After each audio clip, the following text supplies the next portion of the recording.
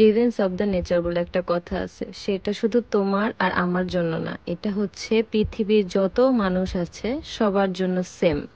Hello everyone, আসসালামু আলাইকুম। আমি তোমাদের আখি। আজকে হচ্ছে আরেকটি ব্লগ তোমাদেরকে আমি উপহার দিলাম। তোমরা অনেকেই বলো যে আমি কেন মিনি ব্লগ এতটা করি না। এখন আমি ট্রাই করি প্রতিদিনই মিনি ব্লগ দেওয়ার জন্য। প্রতিদিন আমি চেষ্টা করি। তারপরও যদি মিস হয়ে যায়, নিজ নিজ দায়িত্বে ক্ষমা করে দিও।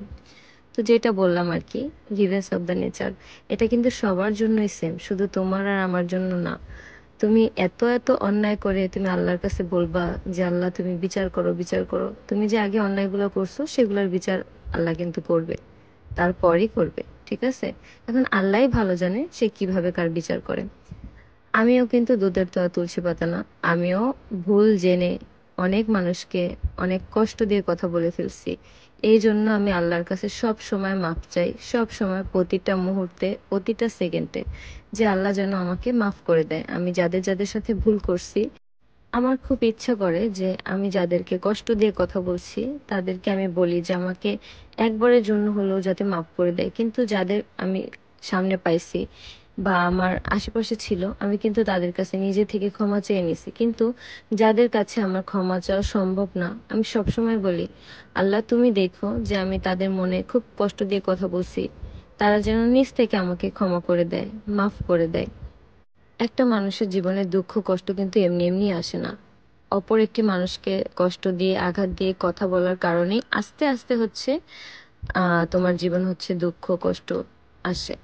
তো এই জন্য আমি বলবো সবাইকে, যতটা পারো নিজেকে মানে ওইভাবে রাখো যাতে করে কোনো মানুষকে হার্ট করতে না হয়, কষ্ট দিতে না হয়, কোনো প্রকার কোনো আঘাত যেন করতে না হয়। আমি এখন থেকে ট্রাই করি যে প্রতিটা মানুষের সাথে আমার সম্পর্ক যাতে ভালো হোক। আর সম্পর্ক যদি ভালো রাখার পর্যায়ে নাও যায়, তো কথা বলা মানে কম উচিত, যাতে করে সম্পর্কটা ওই পর্যায়ে না যায়, কারো মনে অন্তত কষ্ট যাতে না দিতে হয়। তো এটাই হচ্ছে আল্লাহর কাছে আমি এখন চাই, যতদিন বেঁচে থাকবো আল্লাহ যেন আমাকে এভাবেই বাঁচায় রাখে, আমি যেন কারো মনে কোনো কষ্ট দিয়ে কথা না বলি। নিজের কাছে না এখন কেমন যেন লাগে যে এতদিন কিছু কিছু মানুষকে এত পরিমাণ কষ্ট দিছি, খারাপ ব্যবহার করছি, নিজের কাছে নিজে অনুতপ্ত। মানে এখন খুব খারাপ লাগে সেই দিনগুলো মনে পড়লে, সেই কথাগুলো মনে পড়লে। আদৌ কি তারা আমাকে মন থেকে ক্ষমা করে দিবে? তবে আমি সবাইকে বলবো যে আমি যার যার মনে কষ্ট দিচ্ছি আমাকে নিজ দায়িত্বে ক্ষমা করে দিন। আমি খুবই দুঃখিত, আমি আন্তরিকভাবে অনেক অনেক দুঃখিত। আল্লাহর রহমতে আমি এখন আলহামদুলিল্লাহ অনেকটাই ভালো আছি আমার ছেলেকে নিয়ে। তোমরা দোয়া করো যাতে আমি সবসময় এরকমই থাকতে পারি। আমি সাধারণভাবে বেঁচে থাকতে চাই, আমি সাধারণভাবে জীবনযাপন করতে চাই। আমার এত বিলাসিতার দরকার নেই।